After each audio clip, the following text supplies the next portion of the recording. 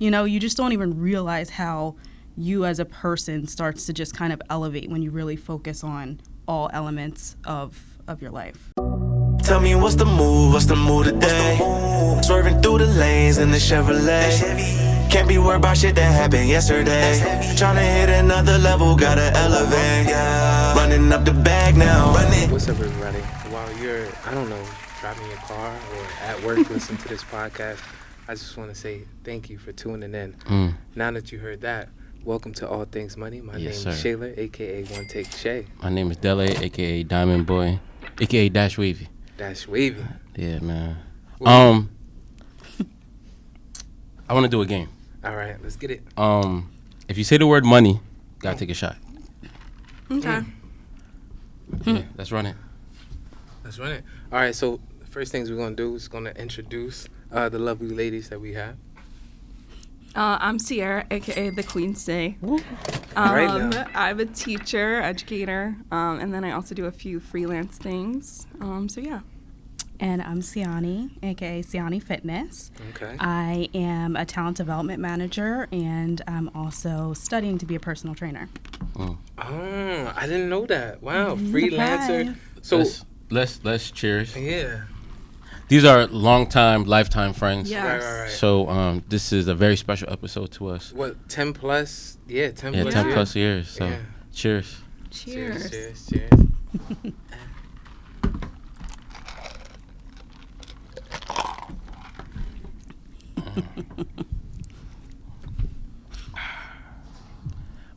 We're gonna try to finish that bottle. I don't know if you guys can see the bottle. Yeah, we're going to get to Ain't it. no way. But we're gonna get close. We're going to get to it. We're gonna get to Big it. commitment. Actually, let me pour some more in here. Oh, no. Yeah, I've had a very, very, very, very long week. So Really? Tell us about it. Why was your week long? I just put hours in To doing what? Yeah, what does that working. mean? Oh, work. I work.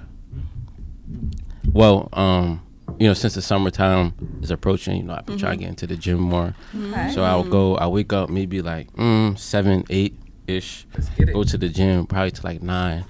Show for about an hour. I start work at 10 because my company's based in Texas. Thanks. So it's technically 9, but it's 10 Eastern time. So from 10 to like 6 I work. But in between or closing to my day job, I'll go to the restaurant and I'll work till close, which is till like 9. But by the time I leave, close down, clean up, it's probably like 10:30. And then I come back and start working again. Like anything I missed, during those hours, you know what I mean? So And that's 5 days a week? 5 days a On week. the grind. That 5 days is a week. really a grind. Wake up Saturday, do podcast stuff. Yeah. Sunday church is just, But you got to put the time in the work in. Got There you to. go. 10,000 hours. 10,000 hours. I don't know So- about that. Dedication. It is Excellent. dedication. So the next thing we're going to move on to, we're going to talk about segment, if you will, the stock market. So what's been going on, Deli? Yeah, stocks, man. It's funny. A lot of people hit me up asking me, what stock should I invest in? You know what I mean? And for me, it's very hard to say because you never really know somebody's true intentions when it comes to the stock market. You know what I mean? Like, I don't know what you expect. Do you expect to put 10 in and make 15? What's the end goal? Yeah, in next week. Right. Or, you know what I mean? So I don't really know what to say most times because the stock market obviously right now it's not where it used to be or what it what it used to be. So if you're more of a long-term player or investor, then you can still do it. But don't let the numbers discourage you.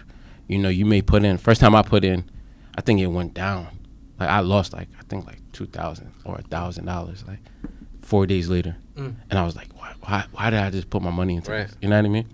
Some people were like, oh no, I'm done. But I weathered the storm. So if you can just put money down and forget about it, then I will stay get into the stock market. You know what I mean? Yeah. Other than that, I don't know, because a lot of people, they don't play about money. Yeah. They don't like losing money.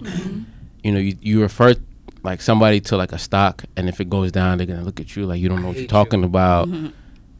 I'm done, you know. But there's a lot of variables that go into the stock market, like how much money you put in. Yeah. What stock it is, do they do dividends, their quarterly, you know, reports, what's going on in the news, like for example, like AI. I would recommend people getting into AI. I'm not into it yet, so I would look like any AI stocks, because usually how it goes is like when something is new, be the first one. Like artificial intelligence, or are you talking about a company? Artificial intelligence. Okay. Yeah, any stocks that relate towards that, I would dive into or do your research on it, because usually how it works is people profit a lot when something is new, like crypto. Everybody who was in crypto early was profiting. You know what I mean? You know, people use it for good, for bad. You know what I mean? There's all sorts of things. But once it starts to become a little bit normalized, that's when things kind of like plane out or like go downhill. You know what I mean? Yeah. So AI is being talked about. So, you know, when things are being talked about, it's good to invest in it. You know what I mean? Like which companies, like when you say I don't know any specifically that that I know of. But I would look into it. In the education sector, a big one that we've seen is called Chat GPT. I know about and it. students are able to type in a few words basically and get an entire essay, and it's authentic. But now like plagiarism softwares are able to pick it up. But that has been like a huge conversation in that. So I'm sure that like on the financial side, it would be very beneficial to invest in that. Yeah. But then also I think you have to understand like the moral side of it. And I think that that's a huge part of investment. And for me personally, when I think about where I'm going to put my money, what stocks I'm going to buy, I have to think about like, is this going to ultimately impact society in a negative way, even if it grows my money? So that moral dilemma is going to be there. And then there's so many people who can't even be a part of this conversation. You have to have disposable income in order to invest. That's true. So if I am a person who is working to build a life, I don't know if I can set aside a particular amount of money, and that money might be gone. So I think that we're very privileged to be able to be in this conversation, but we also have to be mindful that this isn't accessible to everyone. Sure. I see what you mean. I mean, my whole take on like the stock market right now, like, it's not as sexy as it was in 2000. Sexy. As like 2020, 2021, where a stock was at $3 and it went to $51. You know, like during that time period, I mean, oh man, it was such a beautiful time. Like it was such a great time to be in investing and learning about the stock market or whatever. But right now it's just like, it's kind of like brutal. It's brutal. You know what I mean? Like, so if you invested in like 2020, you probably are hurting right now. Like, you're probably like, oh my goodness, why did I do this and things like that. But if you're like a beginner investor, honestly, like right now is a really, really good time to come in, because the stock market went down. It's not where it was in 2021. Trust me, it's nowhere where it once was. So it's just like keeping that perspective and understand. I always say, like, you know, you got to know what your end goal is, whether you're, you know, a day trader or you're a long-term investor. And day trader is like, you know, you put $100 in and then you close out your account on, like, you know, the end of the day, or, you know what I mean, fast money. You know, however you make your money, that's, you know, that's your business and things like that. There's nothing wrong with that. But if you're a long-term investor, is, you know, today is definitely a great time to invest. And I always say, like, you know, Deli once said, just follow what the rich niggas do. And Warren Buffett, his top 10 stock holding it's on Google. You can Google Warren Buffett top 10 stock holdings and they'll give you a list. And he's honestly been said one of the greatest investors. So, like, you can literally Google this information and just follow what he do and his method. But he's more of a long-term investor. So you got to know that it's a long-term gain, and like Sierra was saying, like just disposable income.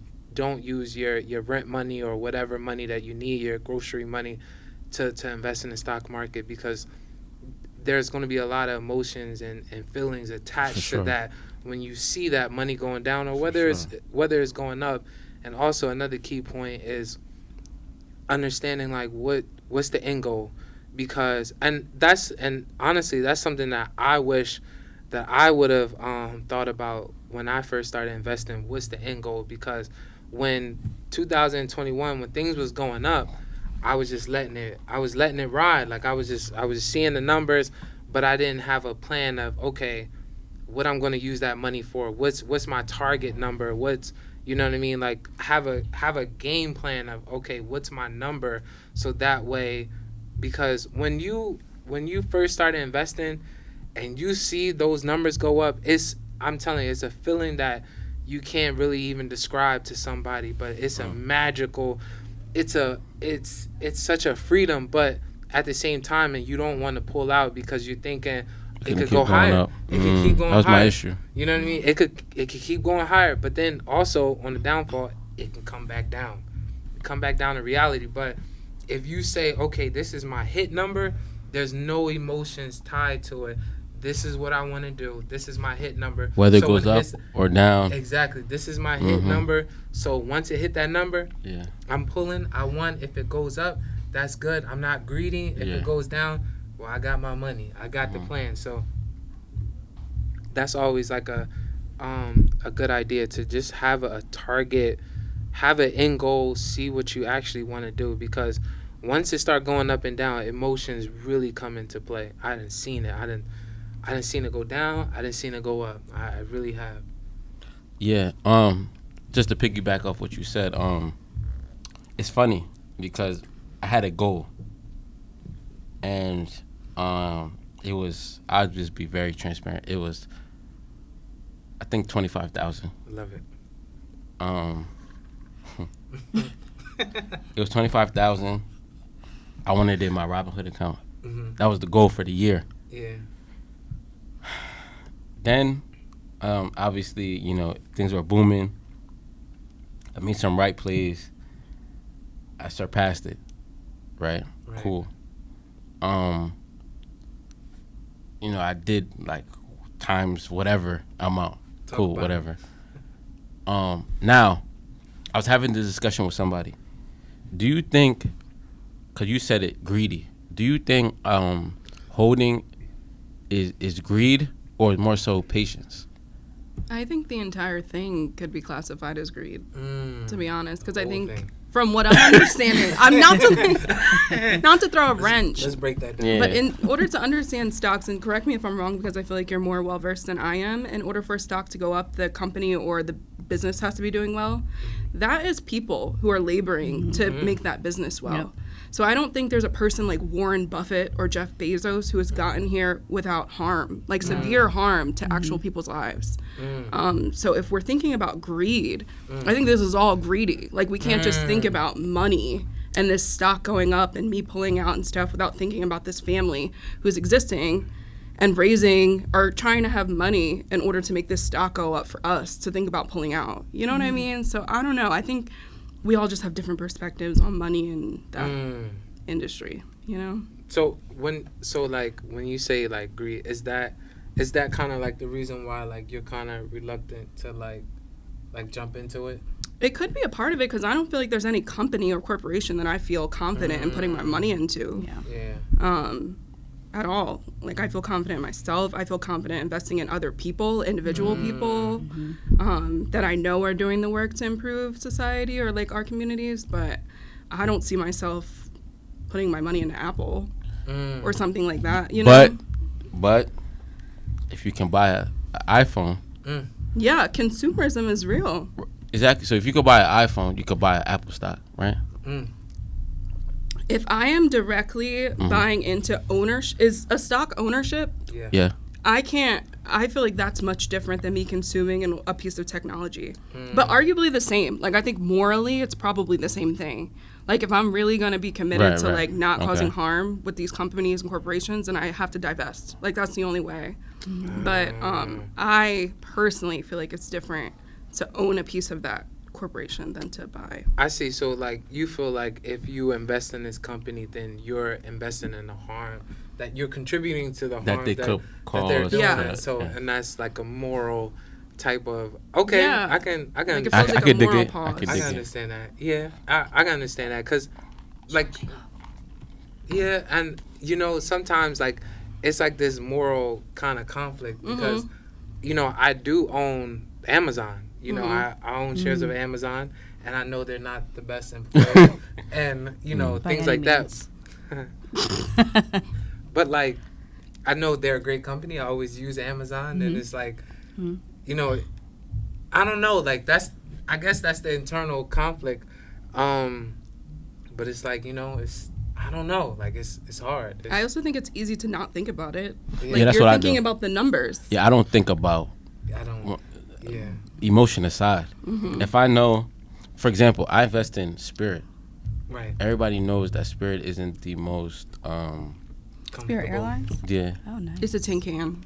you know what I mean? But out of all the airlines that I own, they made me the most money. So it's just one of them things like, you know, I just go for what's gonna make me the most money when it comes to putting my money into something. Yeah.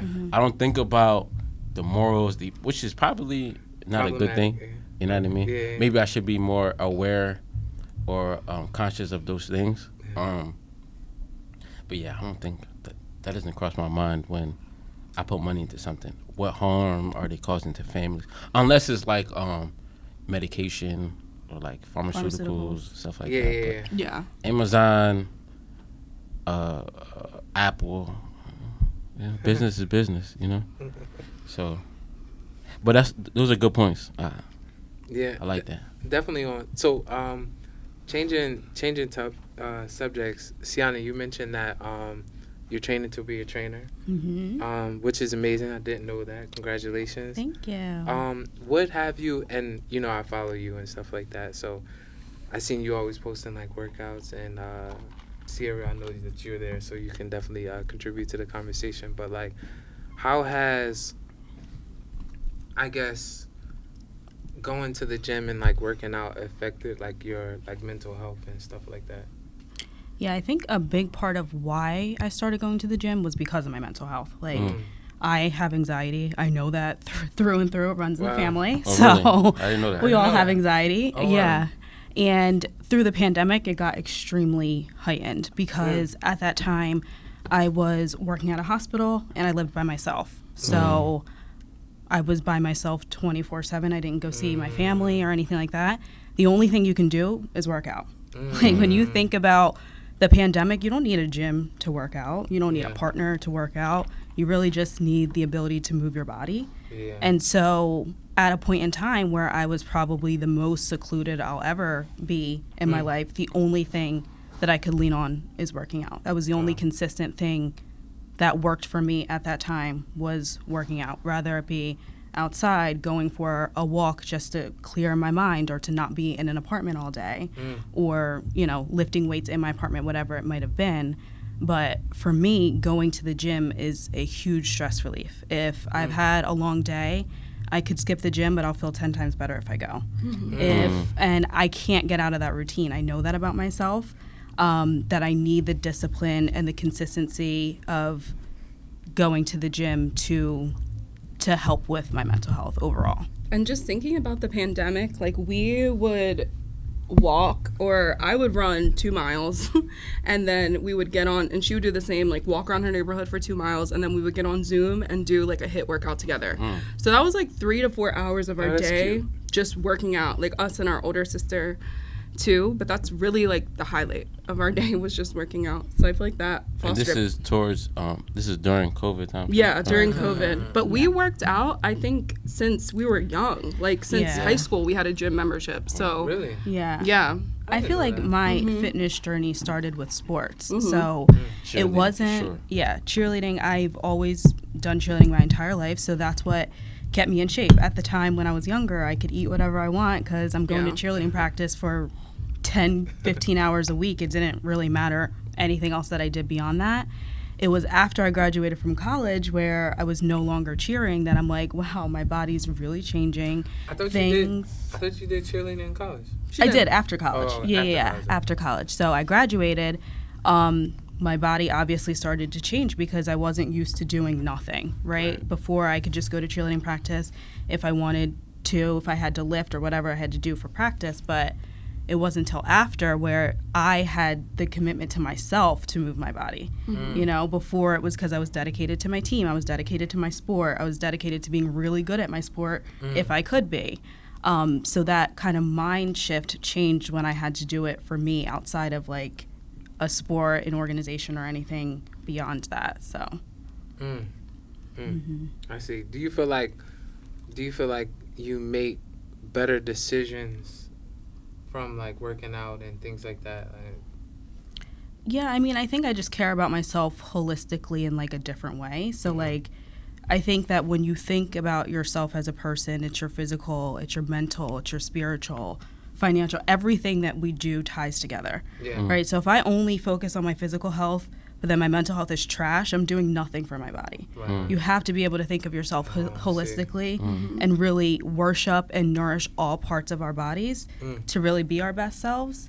And so if I'm doing really well at one, it's usually helping and affecting the other. And then you just notice that your quality of life overall is better. You know, like so if I'm taking care of my health, I'm eating better, I'm working out, socially, I'm spending time with my friends, you're recharged, right? And you're like, oh, I just got a promotion at work. You know, you just don't even realize how you as a person starts to just kind of elevate when you really focus on all elements of your life. I can really identify with that because, you know, like previously, maybe like 4 or 5 years ago, I went through a pretty bad breakup and I was arguably at like the best fitness shape of my life, the thinnest that I'd ever been. But then I was mentally like so terrible. So I knew that even though like my fitness was there, because my mind wasn't there, because my eating wasn't there, everything wasn't balanced in my life. And then once I started to like help with my depression, go to therapy, get my anxiety medication, do all of that stuff, I was able to kind of advance. So it wasn't just the physical aspect of it. It just allows you to see more like this isn't just a cure. Like I have to feed every other part of my life in order to be whole. Oh, wow. Yeah. Wow. No, I mean, that's really crazy because I know for me, like, if I'm stressed out, I'm going through a lot or whatever, I just go to the gym and then, like, automatically I feel so much better when I leave the gym. But at the same time, I don't really address the issues that I'm really dealing with. So is that the same way with you, Dylan? Or? Nah, not really. Can't relate, huh? I don't have like the stress. Like if I'm going through something, the gym, I know the gym isn't going to solve my issues. I like going to the gym because, you know, health is wealth, right? 100%. So I feel like if you're on a money journey, you might as like they go hand in hand. Yeah, it so does. It really I always does. know like the richest people in the world would trade good health for the richest. You know what I mean? If Jeff who's Elon Musk, right? I think he's the richest guy in the world, right? I think. I can't remember the if he top. is, or whoever's the I know richest he's guy in in the top world, 5. if he's on his deathbed, right? Yeah. And he has to pay all his earnings or his for whole, sure. he would trade it sure. You know what I mean? Yeah. So that just tells you that health, fitness is very important. So I don't do it to relieve my stress. I just do it because it's important. You know what I mean? Because there's no point of trying to chase money and you have bad habits. Yeah. And then, you know, you like, it's like almost like hustling backwards, you know what I mean? So you won't be able to enjoy the money that you may get, you know what I mean? Right. Yeah, stress, it don't really stress. If anything, me thinking about going to the gym stresses me out. Like, damn. You know what I mean? Because I wake up, because the way my schedule works, I have to go to the gym before I get my day started, or I'm not going at all. Yeah. And I hate waking up early. Yeah. So I'm like, damn. every morning I'm like, yo. But I gotta do it. I could never. You know, I gotta do it. You know what I mean? So, yeah. I mean, that's definitely a interesting perspective, because I know for me, myself, like, if I don't go to the gym, I couldn't even imagine. I probably had chest pains. Like, I don't. Oh yeah. Like, I would be You feel so pent up. Yeah, I'd be so stressed out thinking about, oh my, this is not going the way I want it to go, and I would be so in my thoughts. But like when I'm at the gym, I'm like, all right, we focusing on this. Da-da-da. You have such a different perspective. Yeah, exactly. Like, I'm like, you know what? It's not even that bad. Like, you know what I True. mean? I Like, know. it's True. not even, you know what True. I mean? It's not, because like I know for me, like I need to go to the gym, not Yeah, me for too. like physically, just for mental, Me too. for like stress reasons. I absolutely need to go. This is not even like about physical. It's just Beyond that, for sure. I actually need to go. I was Yeah. saying to Siani the other day, I saw it on TikTok, and this like guy was like spotting this girl to do like, I think bench presses or something like that. And he was like, it's not hard. This isn't a challenge. Like, it's just heavy. Yeah. And like, I thought about that, like in like applying it to my life. Exactly. Like, this isn't hard. Like, it might feel hard. It might feel daunting, but it's just heavy on you right now. Yeah. Like, if I can push through this, whether it's my workout, whether it's my money, whether it's my career, you know that you can do it. What can't you do? You know, Yeah. like, that's the part of it. Like, even if I'm not strong enough to lift that right now, you know, it's just heavy. You know, I could always make it through that. So I feel like it teaches you, like, not even just like physical strength, but also in your life. Mental, Exactly. yeah. Yeah. It's the principle. It's Yeah. the principle. Yeah, yeah. Exactly. That's true. Exactly that. Also, I mentioned the game in the beginning, and only God knows how many times we said money Oh, goddamn. throughout the whole. Let's get it. You know what I mean? So let's just Slide all. that bottle I know down. I didn't say it. Why don't we No, just cheers here? You said it. I said it. I know Yeah. I said So it. Money, money, money, money.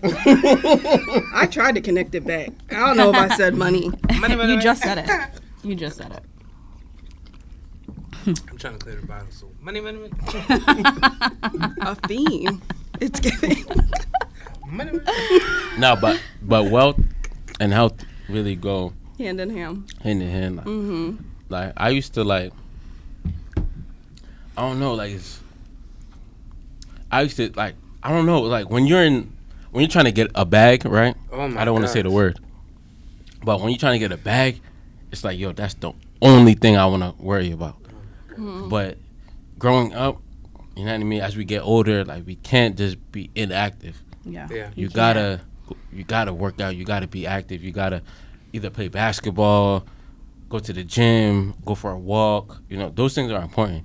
Especially in Black communities, I Exactly. feel like we don't always have Take care of ourselves. the representation of our parents to say like, hey, you should probably go for a walk, or for sure. don't put all that sugar or whatever Mm-hmm. it might be. We just don't always have that representation around us, and then we see how it's a spiraling effect of how we are negatively impacted by so many things. And you have to go to the hospital. We already know how the outcomes are different for Black communities and Black people in the hospitals and all those things. So it really truly is a trickling effect. And then it goes back to what you said, when I'm on my deathbed, does the money matter to me anymore?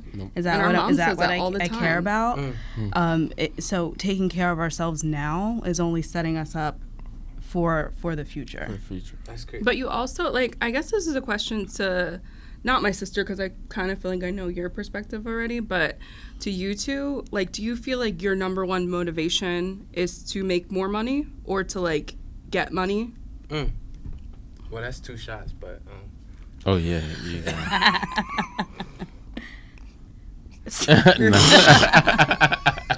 I don't know if that counts. I gotta be honest. I'm just posing a question. I didn't want a consequence.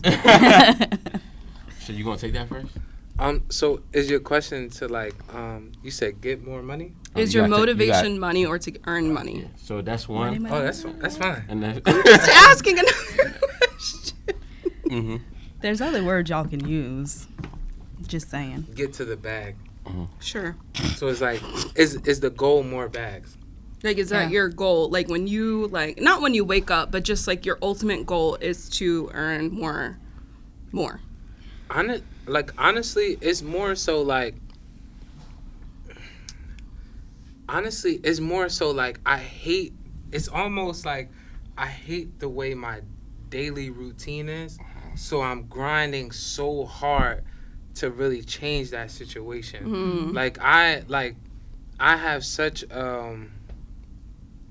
it's not even about the money. Like, I'll take a shot to that. Thanks.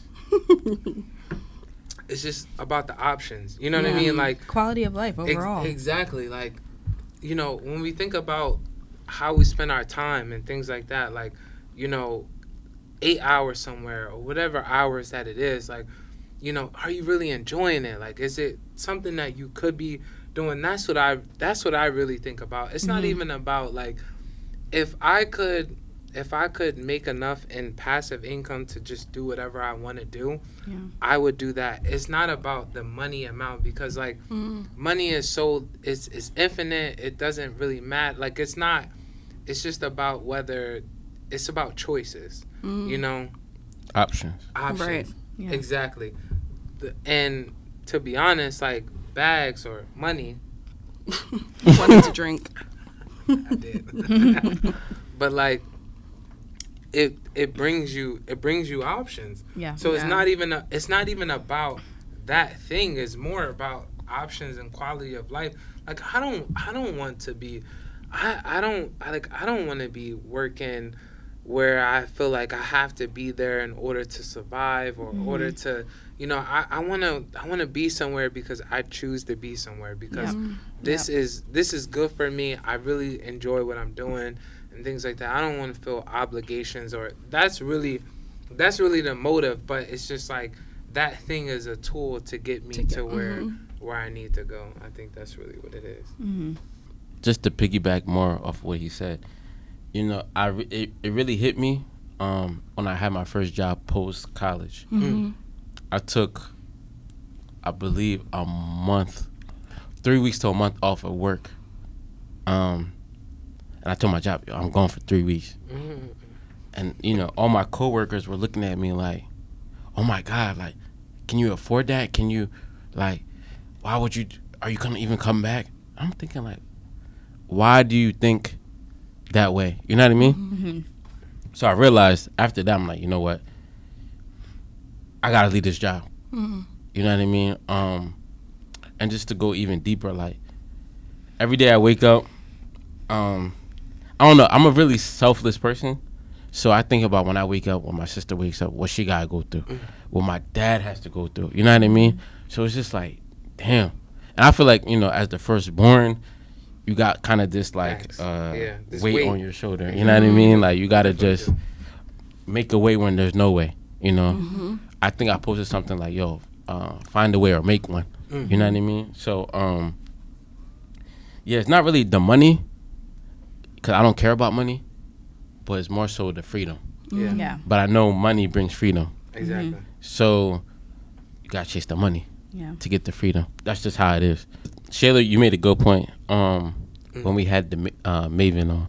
Yeah. You was like, you probably would be better explaining the analogy, but you said basically if you're willing to sacrifice and miss all the events of somebody's life, or who you care about, or the birthdays, the holidays, to make your money, if you're willing to miss all of that because you're chasing your goal and you're fine with that, then okay. But me personally, I'm not fine with that. Right. Yeah. I'd rather be there. Yeah. Because, you know, people, we've seen it in movies, we've seen it in books, TV shows. They will say, "I don't want your money. I want you. I want your time. I want your time." Yeah. So time is more important. So. Yep. Yeah, it's not really about the money for me, but I chase the money. Yeah. But I will always sacrifice my time for money. I guess that's what people do when they go to work anyway, right? Yeah. I mean, it's an Maybe. exchange. It's an exchange. It's an exchange. Yeah. Sometimes. I think sometimes. Hmm. One of my professors always used to say, and I think this is like an Angela Davis quote, but like, you can't use the master's tools to dismantle the master's house. And I think about that all the time, because when I start to be very money focused, I think that's the master's tool is money You smart. Is capitalizing. Yeah, it's twice. You just keep Oh.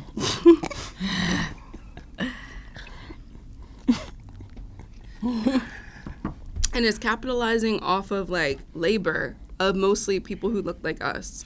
So when I think about what success is, I think I do agree with Deli. Like, money is freedom, but that's only because that's the master's tool. Like, that's the only way we know at this point. But I feel like there's liberation and freedom in other forms that we just haven't unlocked yet. So I feel like freedom is believing that anything is possible. And not even just like unrealistic things that are possible, but thinking that like happiness exists outside of money, or that freedom exists outside of money. You know, and No, I I do agree. definitely think my job is a job. Like, being a teacher is my job. I wouldn't choose to wake up. However, when I get there, I almost forget that I'm working because I'm feeding my kids. Like, I feel like I make it so that it's not this labor-intensive thing where I'm utilizing the master's tool to get money. Like, I'm actually speaking to these kids like they're humans, you know? So it doesn't feel like that. Side note, so so as like a law student, we have to do like this pro bono. We have to do like 50 hours, and one of the programs that I did was like the Marshall Brennan Constitution Literacy project. Forgive me if I'm saying it wrong, but where we had to go to like high schools and talk about constitutional law. And honestly, it really showed me more of appreciation for like teachers, because honestly, like it's so difficult, because like we'll spend a topic talking about like maybe the 14th Amendment for like a month and a half, and we'll talk about the 14th Amendment to the students in a day and try to like convey that information, and it's like super difficult, one, because like they think it's dry, and you know, and it's about race and things, you know, things about that, and so, and it's like, and it's just like, you know, but sometimes like when you're talking about these subjects, it's not about like whether they can understand what, you know, what you're saying, but like how you deliver it, and like how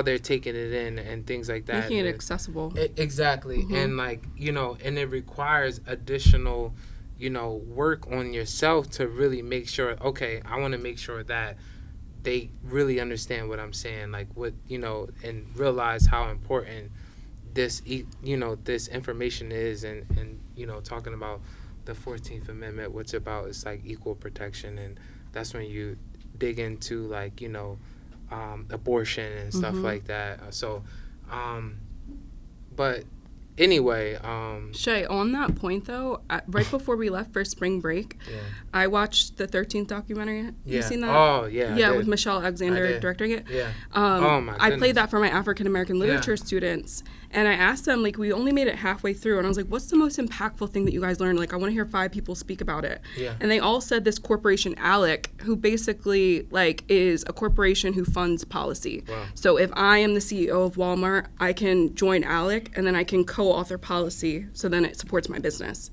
And I never would have thought that the kids would understand that concept, to understand that corporations are in direct like alignment with how I live my life and the policies that I have in my state. So I'm like, dang, like just making it accessible, like just talking to them about it allows them to have these deeper understandings of the way that money works in our society, specifically in their lives. Because they can all understand a Walmart CEO. Like they can all understand Walmart. They might not understand all of these convoluted like ways that we have in our government, but they can definitely see how it's not just to have a CEO of Walmart directly impacting policy.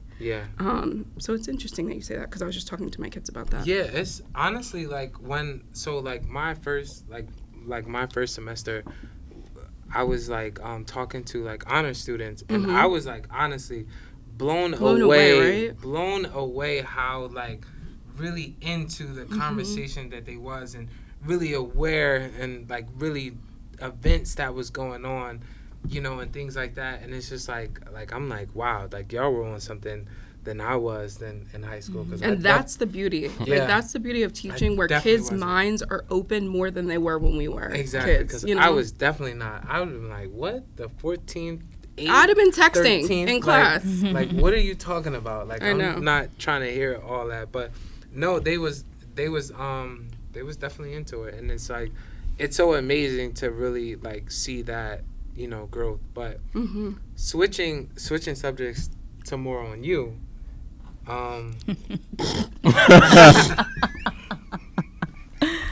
This wasn't already about me.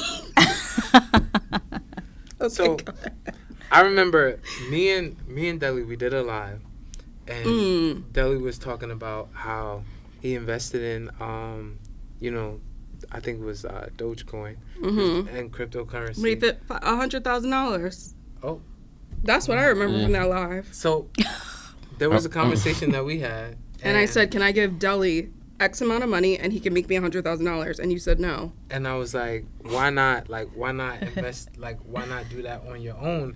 And he was like, I don't want to lose money.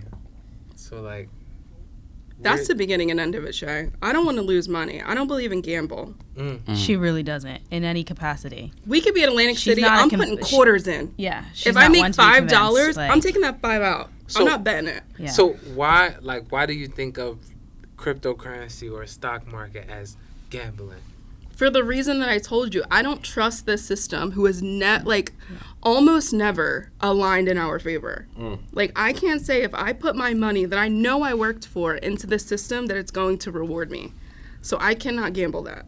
I trust no one with my money more than I trust myself. Period. So the second it leaves my hands and it's in the hands of wherever, I immediately am wary about it. Especially for someone who doesn't look like me. Right. Let's unpack. What I would say, I think you guys are maybe a bit too closed-minded. Not closed-minded, attached to money. We are attached to money? Yeah. I like that. It's giving that y'all are attached to money. No, because we will let it go. That's the thing. No. The wild part. You don't want to. You're willing to leave. The moment you give money out and you're like, where's it going? How's it going to Am I getting more money? That's attachment, right? Yeah. It is. Yeah. Yeah. For me, it's the education of it. Okay. I'm clear enough to say I know that I don't know enough to trust to, you know, whatever the case may be. Maybe if I knew more, I wouldn't. But I trust myself. I know what I'm doing with my money. I know how I'm saving my money. I have my 401k, and that's what I leave it at. Now. That's what I leave it at. at. I feel too. So. But I also feel like I labored for this. Right. I am not about to put it in someone else's hands, and that's not attachment. That is reality. Right. I worked for this money, and I cool. want it to grow. Talk to him. Good. Diamond boy. I'm happy you said this, because I used to think just like that. And then my cousin told me one day, he said, you work hard for your money. Your money should work for you. Exactly. I know. Well, that's like our dad. Our parents do not have the same mindset of that. So no. Our parents are very, very good with our finances. The second we got jobs where we're making, you know, significant income, we connected with our financial advisor. So it's not anything that we don't have an idea of because our parents, my dad will say that till he's blue in the face about all of these kinds of things. And for me, I still think it's that I don't know enough. And that's ignorance. I shouldn't, you know, I need to know more about it. But our parents have definitely ingrained, like, the need to have your money work for you. You guys get paid consistently, right? So you have to take risk, right? Scared money don't make money. And I'm scared money. But you can't be. Right? I used to be, I swear to God, I used to be just, I'd rather see my money. I used to think like, yo, every 2 weeks or whatever, every week, I like to see the increments grow in my account. I used to be happy, like, I'm up. Like, you know what I mean? Until one day I went to the bank. I told this story several times. The bank teller told me, why do you have this X amount of money in your account? I love this. And I said, you on the edge of your seat, Shay? And I said, like, what do you mean? Yeah, like, Yeah. So, and then she was like, yeah, you should, you know, maybe do a savings account, like a CD. You don't have to put this in your checkings or whatever. CD. I like those. You know what I mean? And I'm like, I don't really, because I see it doesn't mean to spend it. You know, some people have the like the tendency, if they see like X amount of money in their account, they just want to spend it on whatever. I'm not like that. I'm really disciplined, you know what I mean, when it comes to money. So Same. I got drinks several times. I don't even care. But you got to make your point. yeah. Then I talked to my cousin about the whole scenario. He was like, "Yo, you know, that money that is excess, just invest in it." Right. You know what I mean? Because you're gonna make it back, especially while you're young.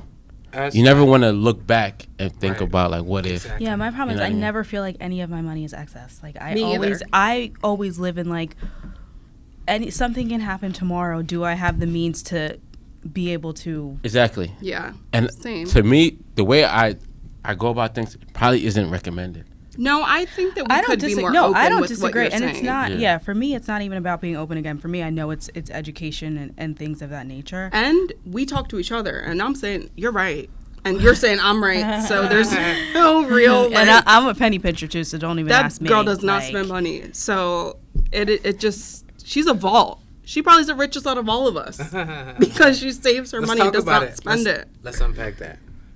What's there to unpack? There's I nothing don't- on pack. She doesn't I spend have money money because I don't spend it. Like I don't know why. Why don't you spend it? I don't know. She's cheap I'm as just, fuck. I'm just waiting for? frugal. No, I will say this. I spend money on experiences. So I will always Yeah, go on a we'll go on vacation. vacation. I go on a few vacations a year. I think that's worth my money. But if you're like, oh, just because you can buy these shoes, am I going to buy them? No. Like, Yeah. I just don't care. Point in case, my car, right? All of my whole family has nice cars right now. I drive a Ford. Can I buy a new car tomorrow? Yeah. Why would I? Love that. Why would I buy a new car? Just because I have the money to buy a new car, I'm going to buy a nicer car to impress who? You know? So to me, it's just like certain things I just don't care enough to put the money into, regardless of if I have it or not.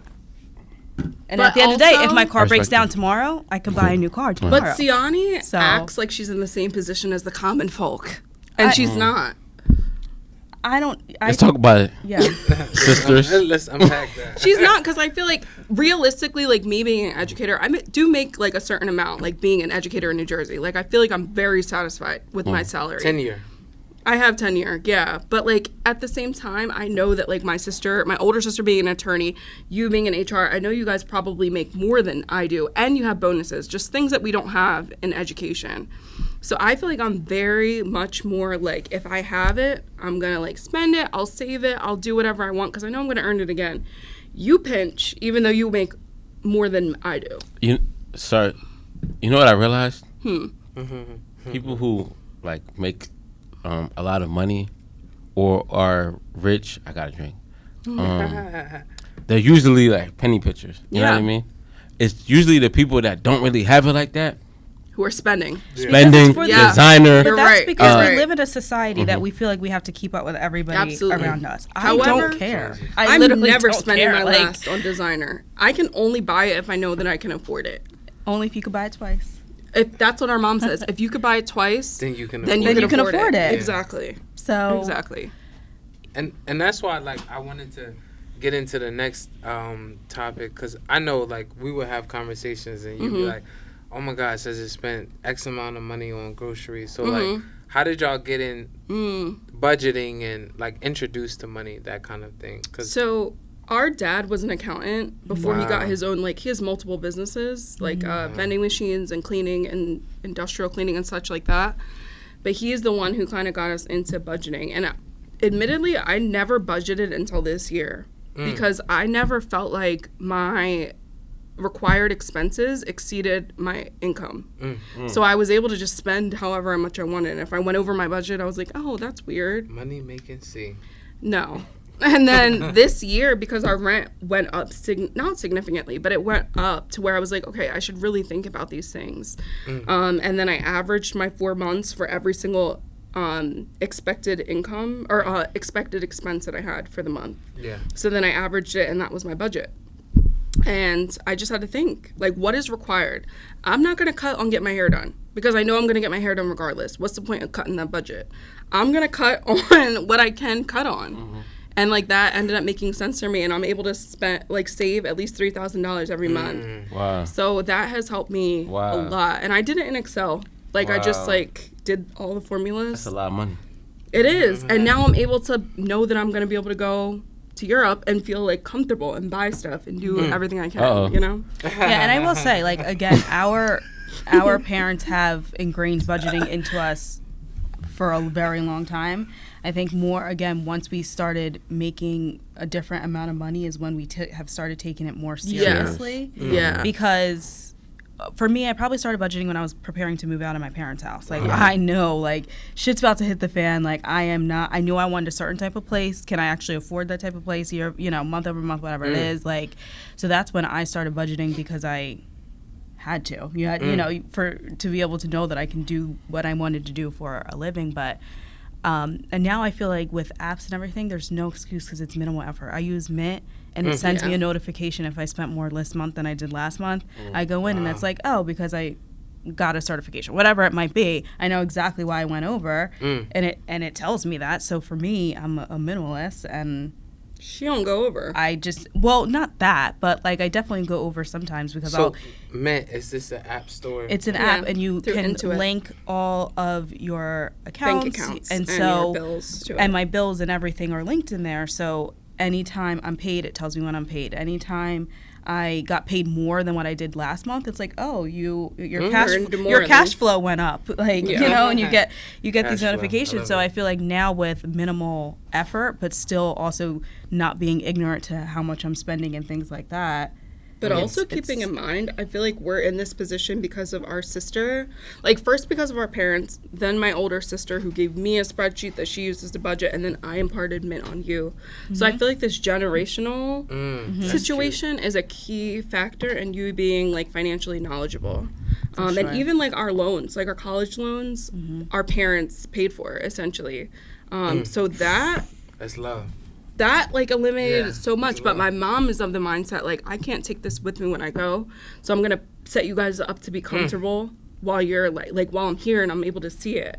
So, like, that honestly is what motivates me. To, like, when I have my children, I'm going to be able to pay for them and allow them to be comfortable while I can see the fruits of their labor, So I think that set us up, too, because I'm only able to budget and have $3,000 extra because my mom paid for my loans. $3,000 extra. My credit card loans and our educational loans. So it's just... She didn't pay my credit card loan. Credit card bill and educational bill. She paid your credit card bill? Yeah. She didn't pay mine, so...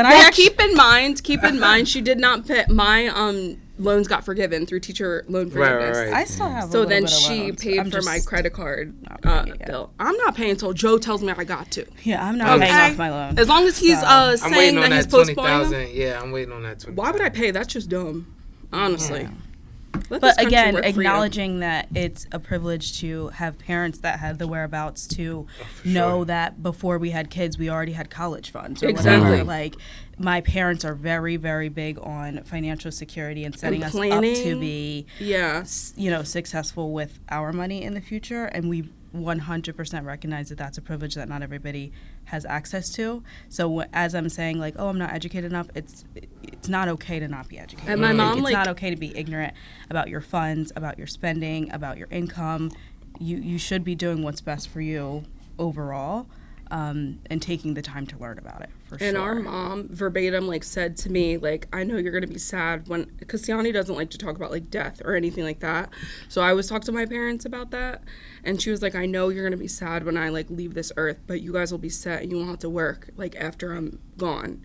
So, like, that does give me, like, some solace that she's, like, thinking about us and, like, thinking about how our lives are going to be even after she's gone, So that is deep. It does get deep. So, as entrepreneurs, right? Not even entrepreneurs, but as people, two things. Ciao. As Black people, I used to think, but there was a point of time where I'm like, yo, for Black people who touch like X amount of money, there definitely needs to be some type of therapy or some type of I don't know, like something needs to be talked about, discussed. Absolutely. For sure. You know what I mean? Del, can I jump in for 1 second and then you can finish your thought? Yeah, go ahead. There's an author and kind of like a scholar, researcher, Joy DeGruy, I think her name is, and she, like, researched extensively the post-traumatic slave syndrome, and she talks about how even though we have never experienced slavery, just because that existed in our country, we need to like extensively like unpack that in order to live like actualized lives. Do you and think that's so? kind of what I don't think so. Redlining? That's really, like every single facet of my life is determined by slavery. The fact that I don't know where it came from is because of slavery. Yeah. for sure. True. We're 100 years But- behind. You think white people didn't have banks while we were enslaved? You don't think Just- white people weren't investing when we were slaves? See, We were the property that they were Right. trading and investing in. I understand all that, and I agree with everything. Trust me. At the same time, I'm the type of person, like, if I see one do it, we can all do it. So I there's don't. no excuse. I think that's like the top 10%, like that, like ideal that like there's this excellent one person. This was the same thing that they captured like W.E.B. Du Bois doing. Like they thought, oh, because he can go to college and he can earn this amount, then every black person can do it. There's just no way. Like you think that we are behind 100 years because we were enslaved and there's a chance for every single one of us to be millionaires? There's just not. Back then, no. Today, I You feel think like we live in a society that they'd allow Is every single post-slavery? black person to be millionaires? I don't know. I don't think like that. We would just I really never. don't. Realistically, Well, we would just they wouldn't even. I feel like if I wanted to become a millionaire, I feel like everybody in this room could become a millionaire become a- if they really put the work. I think okay. So I definitely Maybe I'm naive. I don't know. I definitely see both sides. So what Deli's trying to say is he's basically on the fence of I'm not a victim. If I want something, I'm gonna get it. Regardless. Ain't nobody can tell me that I can't get it. What y'all are saying, and based on the information that I know, is just basically about redlining and how banks told companies, if you lived in a certain neighborhood, that we're not going to give you this certain housing loans, and, exactly Access loans is just and things like that. different, And if you see the mortgage rate and you see the housing and how it increased over time, 3-4 times of the home average buying power and things like that, and you see, because real estate is the number one economic empowerment that a family can have. So, and the fact that they were denying this is detrimental to African Americans. So I definitely get both sides. So it's like it's interesting to see that kind of perspective play and out. even thinking about in Philadelphia alone, there are more vacant houses than there are homeless people in here. So are in our city. So why is it the fact that there are places for these people to live, but we're not placing them in there because of money? I feel like that is racialized. Okay. Most of us are the ones who are homeless. So why aren't we having access to those homes if they're vacant? Question. So how are your parents able to pay off? My mom worked for 30 years. Well, what's the difference between her and then somebody like And Jeff Bezos, he stepped No, on not- the not backs Je- of not- fleet. not Jeff Bezos. He's not talking about. Of He's who? talking about somebody that you're who saying needs who- food stamps or someone that What's needs. the There difference? isn't any difference. Okay, so what are we saying? I don't think that the reality of the American dreams where you can pull yourself up by the bootstraps and earn a living is accessible for every person. If your mom can do it, why can't the There's next no person? way you think that my mom and every other black person have the same access to resources. No. It's just simply impossible. So when we're talking about a generalized population having access to all of these things, it's just never going to happen. And once a certain amount of black people get to a certain status, I guarantee you there'll be processes set in place to make sure that does not happen any longer. Yeah, I don't know. I don't think like that. I do. I think that in 2023, for me, it's a bit different because if I had parents that came from Africa, right? Their first language isn't English. Absolutely. They come to America, they don't know anybody. If they can come and be nurses or doctors or lawyers and have houses and be successful, have kids, and they grow up, they go to college, if people, if African Americans that were here for generations, It's different, though. how so? It's different. You being from Africa sets you up a different way than being African American. That's true. The transatlantic slave trade automatically makes us in a different position than people who are indigenous from Africa. And I'm not saying that's a different struggle or lesser or more than, but I'm saying it's different. How so? 100 years of slavery. But you guys here before us, right? So For So you 100 years of slaves, we No. were subhuman. Right. There's no work that could be done to build our lives. Okay, so We didn't have lives. I made this point at a prior episode. I was like, there was a girl that I used to kind of work in the same like office space, right? She told me she was directly affected by slavery. I asked her how, because I don't understand. And she told me, you know, my ancestors, this, that. I don't understand it. Because I know back home how it is. So if somebody can come from a different country and overcome adversities, obstacles, you know what I mean? Like, for me, there's no excuse. If Jay-Z can come from Marcy Project or wherever he's from and be a rapper and become a billionaire, absolutely get rapping. But that was his way in, because what was the other way for a black person to have access to that type of wealth? I mean, there's a million ways to get it. How? So- Presumably. I mean, You think I don't think I will ever be a billionaire in my life because I'm committed to being for my community. But if I remain a if- teacher and impacting my kids, I will never be a billionaire. Does that mean my life, I haven't worked hard? Does it mean that I haven't nobody's saying that. contributed, you know? But I often realize that people, not saying you, No, I know. would if you believe it, you can. yeah, like, But I don't feel like I need that. I don't think that me being a millionaire means that I'm better in life. I feel like I have every single thing that I need in order to be happy and a self-actualized person. Me having more money just means I have more money. Yeah. To do what with? To have a bigger house?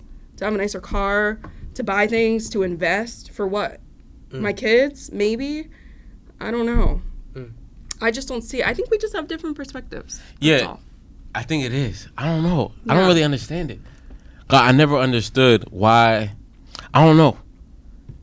I don't know. Even as a man, there's no excuses. Gotta get it done. Gotta make it happen. Bottom line. I don't know. I used to tell people I was raised in very harsh. Conditions? So maybe that, I don't know. But for me, like, if I want $1 million, even if 10,000 people tell me no, If I gotta go 10,001. so, if I can jump in. So like, I think from like Sierra's perspective is saying that, like, you know, there was a point in time where it was probably a crime for you to know how to read. Right. So, Absolutely. and you know, in your culture, you know how to read, and if you worked hard, you can obtain. Whose culture, this. mine? Yeah. No, that's not true. Cause if you have money, you can go to school. If you don't have money, there's no such thing as public school. There is public school, but like, if you don't have money, there's not enough vacancy for the amount of kids. So there's a lot of kids that just don't go to school at all. You know what I mean? So to me, it almost comes off as privilege. It is privilege. You know what I'm saying? Yeah. It absolutely Schooling, is. education is a privilege. It is. So Nigerians will come to this country, and or African or whoever or foreigners or whatever, and you can see the work they put in, because it's a privilege. But that's not But- progress, though, Del. What's not progress? Like, that's not progress to be able to come to the United States and go to a failing school system just because you have access to it. Like, that's Malcolm X that says, if you stab me in the back and pull it out halfway, that's not repairing it. It's pulling it out and fixing it, and that's repairing us as a society. If you are coming from Africa, you don't have access to school system, yes, it's a step up to get to a failing school system in America, but that doesn't set you up to be successful compared to your white counterparts, people who have money. I don't know. That's tough. Because like, for me, I would take the knowledge, right? Yeah. But I would still know how to Finesse it. You know what I mean? You gotta kind of know, like, Yeah. you feel me? But you gotta take advantage of the opportunities, Yeah. right? So even if I know, like, if I was an artist, right, and let's say I'm talking to a label, and if I know where I'm coming from, and if I know that this situation here can better my life, I'm gonna take that situation, even though if I know I may be losing. You know what I mean? If it may not be all the way solid on both ends, you know what I mean? Yeah. But once I know that I'm at a point where I can, like, do for myself. Yeah.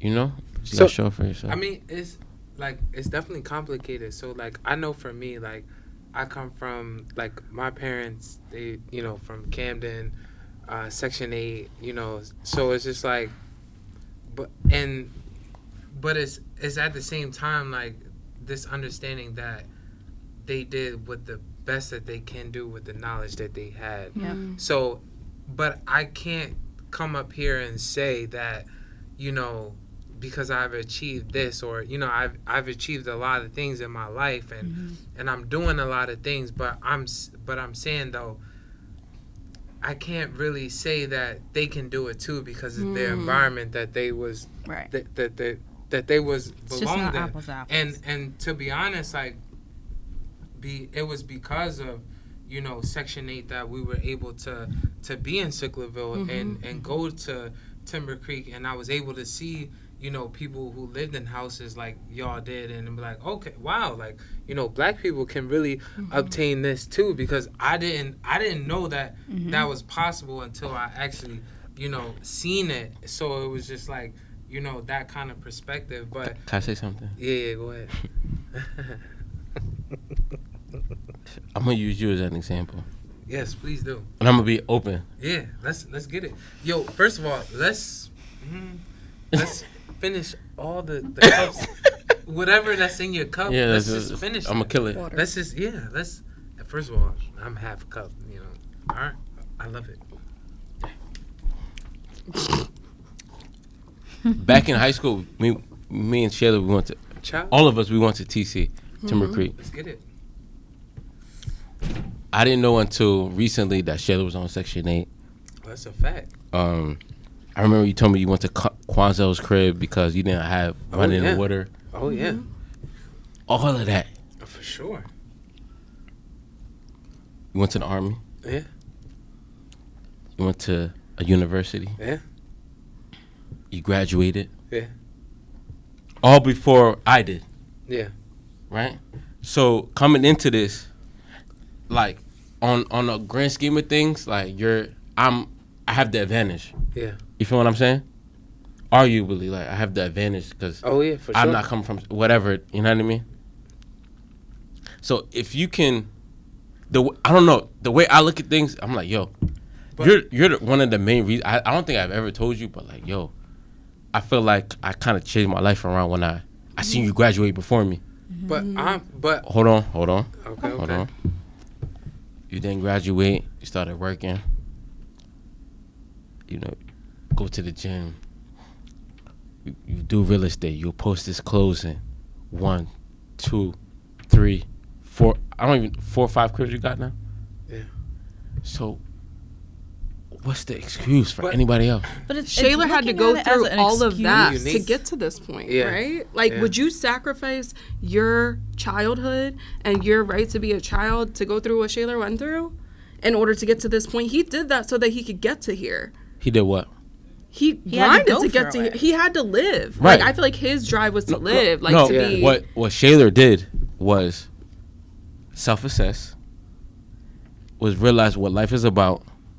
Do you feel like you did that when you didn't have water on and you went to Quanzel's house? You self-assessed? No, I'm talking about later. He turned the situation around. Yeah. He stopped blaming, or I don't know. I don't think it's about placing blame. It's understanding that every single person has a different experience, and what we have access to and are able to do to turn that around is different. I don't think it's about being a victim. right. I don't think it's about staying complacent. Right. I don't think he ever thought he was a victim, but I think at some point he said, you know what? I believe in me, and I'm going to go for the stars. But I will say that happened when I was older. You know what I'm saying? So when like you have perspective. Yeah, like and once that happened, everything. Yeah. Right. That's all it's about. Yeah. I don't care if you're in Section 8. I don't care if you're the richest person. If you believe in yourself, you have the motivation, you're inspired, anything is attainable. Del, you know what? I'm so grateful that you have that perspective. I wish I did. No, I really do wish that I had that perspective to believe that every person had access to that type of thing. I really do. Access to what, though? Access to being able to live a free life. I don't think that every single person in this Shayler country has said that. it when he graduated. That is Shayler's individual experience. That's true. Do you think everyone could one even get person. to college, get to high school? Yeah, that's true. Like, I feel like it's just so many different things But that there's like a lot of contribute people to who that. didn't go to top. Yo, the reason, my grandpa didn't go to high school.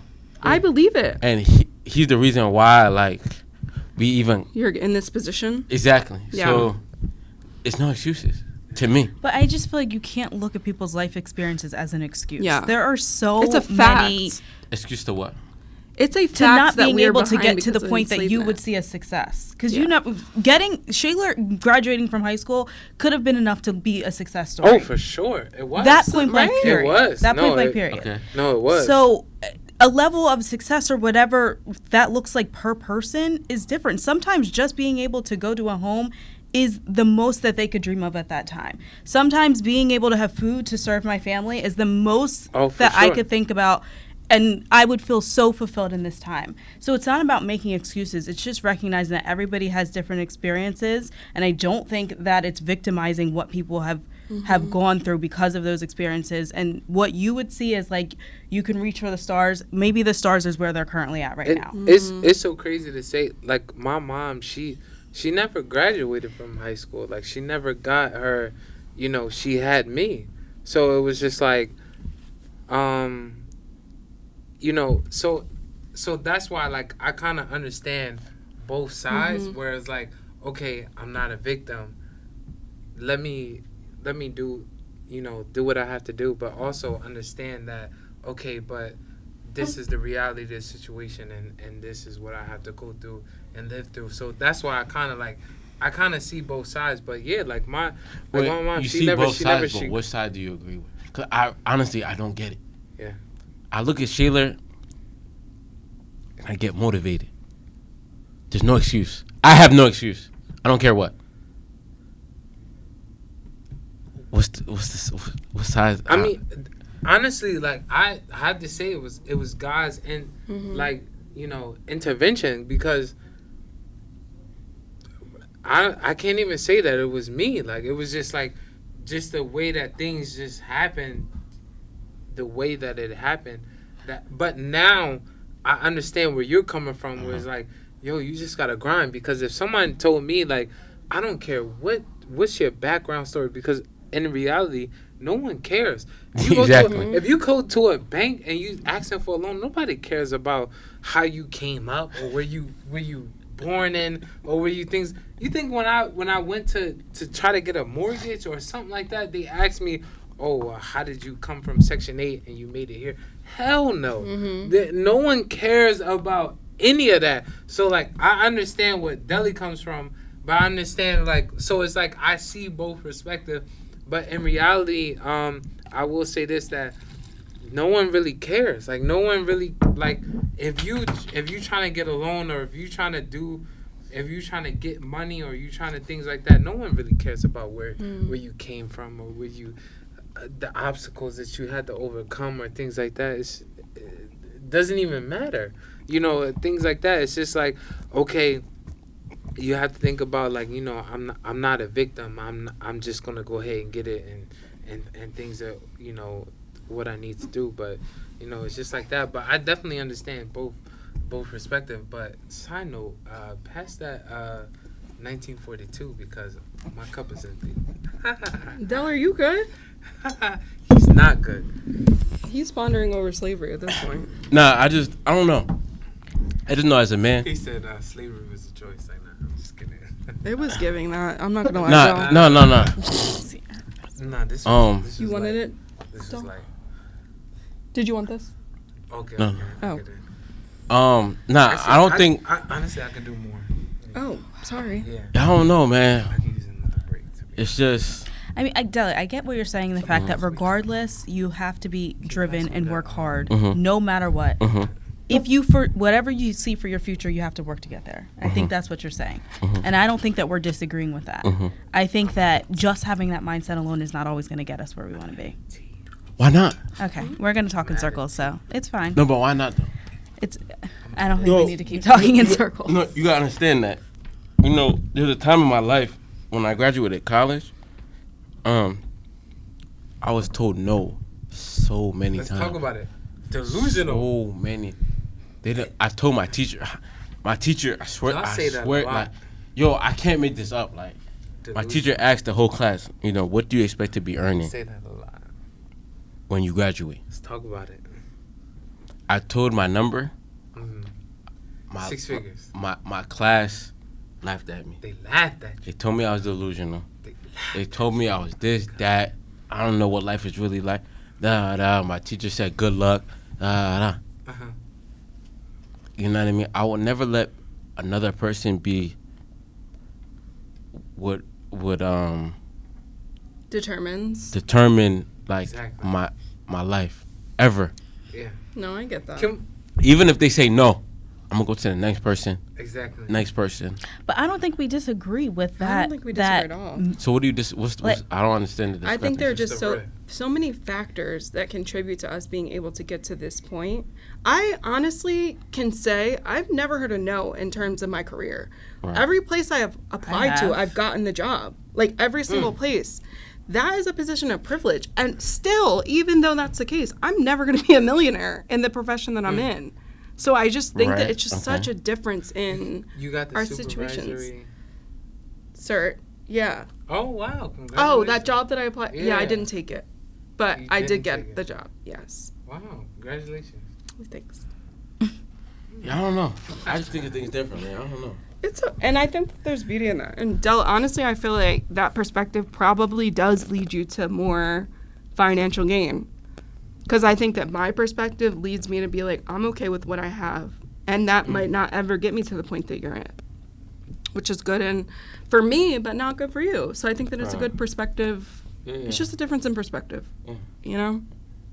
We had a very interesting conversation about, you know, immigration and African American and things like that. Discussion that we have and fitness and health and things like that. So I'll have to lean on towards what Deli, if there's any conversations that need to be had. Go ahead, Deli. Yeah, we want to say thank you guys for coming. For sure. Thank you for having us. Thanks for having us. Honestly, it was a good conversation. Yeah, we think it's very important for Black women who are doing well to come on, give them their flowers. Keep continuing doing what you guys are doing. Whether we say it or not, is motivation. I'm not gonna lie. You know, I always see you guys posting or doing what you guys are doing, and I don't know.